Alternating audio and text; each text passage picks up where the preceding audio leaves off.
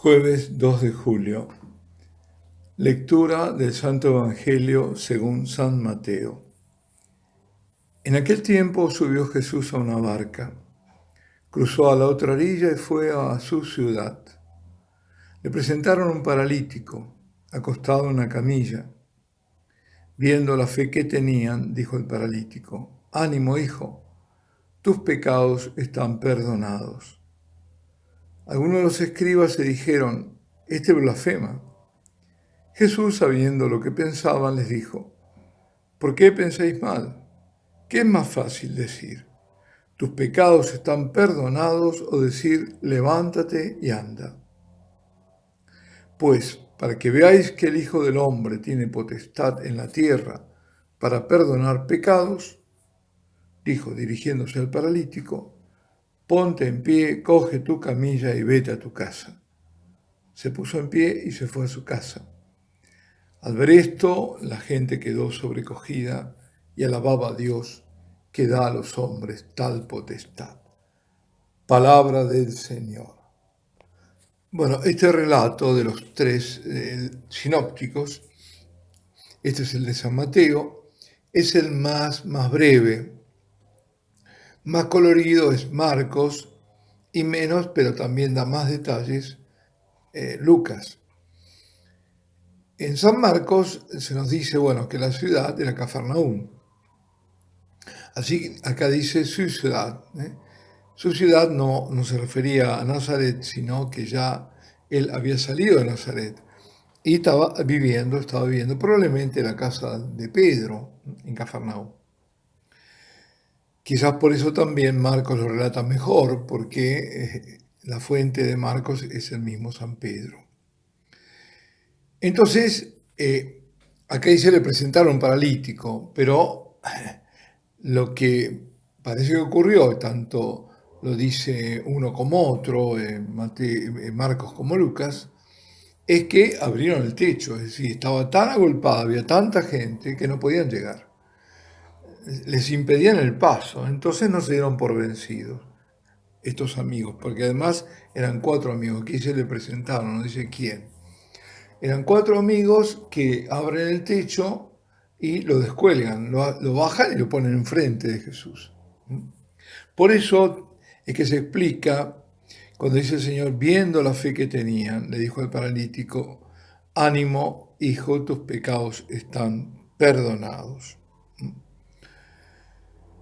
Claro, ahí empiezan los escribas, que por otro lado dirá San Lucas que son, doctores de la ley, que hay fariseos, estaban ahí, estaban viendo todo lo que hacía el Señor, que estaba sanando, era un taumaturgo, uno que sana. Entonces, este blasfema, ¿cómo puede perdonar los pecados? ¿Qué está diciendo? Y el Señor le dice que es más fácil decir, tus pecados están perdonados, o decir, levántate y anda, y sabemos que ahí es cuando le da el mandato y se pone a caminar. El paralítico que había entrado por el techo se va por la puerta. Bien. Ahora, vamos a ver, hay una serie de cosas. Cuando el Señor le dice que es más fácil decir, no se refiere al decir simplemente, sino en un sentido más importante, ¿qué es más fácil? ¿O qué es más importante? ¿Salvar o sanar? Porque perdonar los pecados significa salvarlo. Y salvar para la eternidad, es decir, es más importante salvar para la eternidad o sanar para algún tiempo de esta vida. Hoy hemos trastocado todo, porque hoy lo más importante es la salud física. Si no, veamos los cuidados que se ponen en las iglesias, cómo la gente está muerta de miedo, y se cuida la distancia, y ponerse el bozal o la mascarilla, como lo quieran llamar. Y guay, por lo menos, sobre todo cuando entran en el templo, en la iglesia. Ya esto lo vengo diciendo y lo reiteraré hasta que no cambie. Claro, no va a cambiar. Entonces, no va a cambiar porque no veo la disposición para que cambie, porque ¿qué lo hace cambiar? La fe. Es el miedo que viene de la falta de fe. Entonces, hoy es más importante, estar sano. ¿eh? Lo otro, el alma no cuenta porque no sabemos siquiera si existe. Aquí lo que cuenta es esta vida y nada más. Eso es el pensamiento, incluso dentro de la iglesia, eso es lo peor, eso es lo peor. Y estos discursos eh, se repiten y tienen otras derivaciones y siempre lo mismo en el fondo. Con el tema de la comunión, entonces justifica que haya que dar la comunión en la mano, porque si yo tengo miedo, si yo no tengo fe, entonces lo que cuenta es no contagiarme y yo me puedo contagiar. Estamos siempre lo mismo, siempre lo mismo. Y entonces empiezo a justificar la comunión en la mano y justifico si la dejan para siempre, bueno, también, no me preocupa. Y así todo. Y de pie, por supuesto, y bueno, que Dios es un asunto menor, digamos. Aquí lo importante es el cuerpo. No cabían en la casa. Hoy en las iglesias, ¿qué pasa? Ellos iban a escucharlo. Iban también, por supuesto, que en esto no hemos cambiado tanto, ¿no? Porque se sanaban y todos buscaban la sanación física. Pero el Señor va más allá y digamos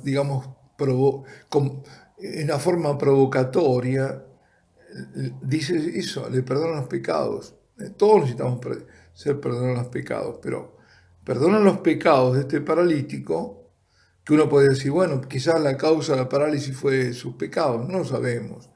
Lo que sí sabemos es que Él le perdona, para provocar esta reacción seguramente también, para ver la importancia que es y que lo otro es secundario, el cuerpo, porque es mucho más fácil, dice, es menos importante sanarlo. Pues bien, entonces o lo hago, bueno, adelante, para que veáis, además, porque como somos ciegos y vemos nada más que lo que vemos, lo que tenemos frente a los ojos y a veces tampoco lo vemos, pues entonces dice, bueno, esto lo van a ver, para que vean que yo tengo el poder de perdonar los pecados. El Hijo del Hombre. El Hijo del Hombre tiene potestad en la tierra para perdonar pecados. Ahora, ¿qué es el Hijo del Hombre? Uno de los títulos del Mesías. La gente queda asombrada. Mateo dice, alababan a Dios que da a los hombres tal potestad. Claro, a los hombres. Al hombre Dios.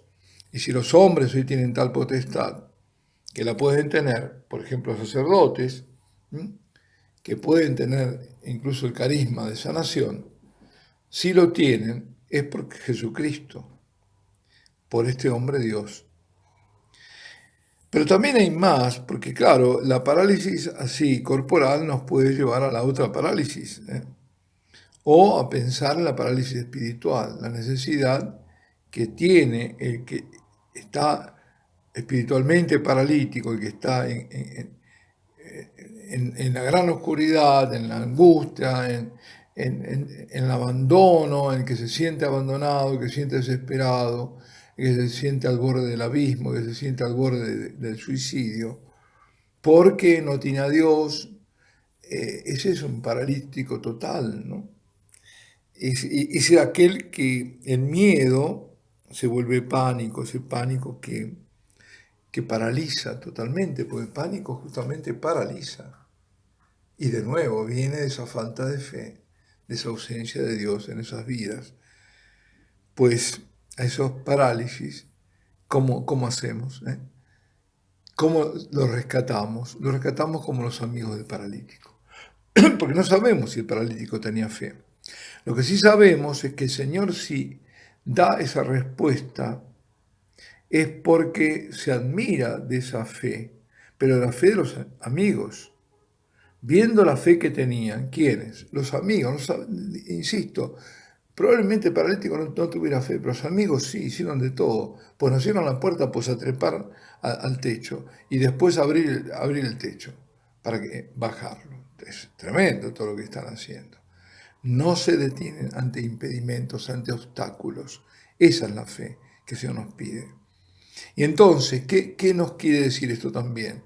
Que no desesperes si tú tienes una persona por la cual estás pidiendo, que la quieres, que es pariente, que es tu hijo, que es tu padre, que es quien sea, y lo ves que está totalmente alejado de Dios y por ahí hasta blasfema y despotrica contra Dios o lo que sea, porque hay tantísimos casos, no va a ser acá una casuística. En ese, no desesperes nunca, porque lo que Dios espera de ti es la fe. Es decir, por tu fe, por nuestra fe que estamos pidiendo, otros se van a salvar. Por eso nos pide la Virgen en estos tiempos, ser estos apóstoles de los últimos tiempos, para, por nuestras oraciones y sacrificios, otros se salven, que si no, no se salvarían. Va a pasar lo mismo, el Señor les perdonará los pecados en consideración de estos amigos. Amigos de personas que no conocemos, pero como somos hijos de esta madre, y esta madre es madre de todos, ella nos hace amigos.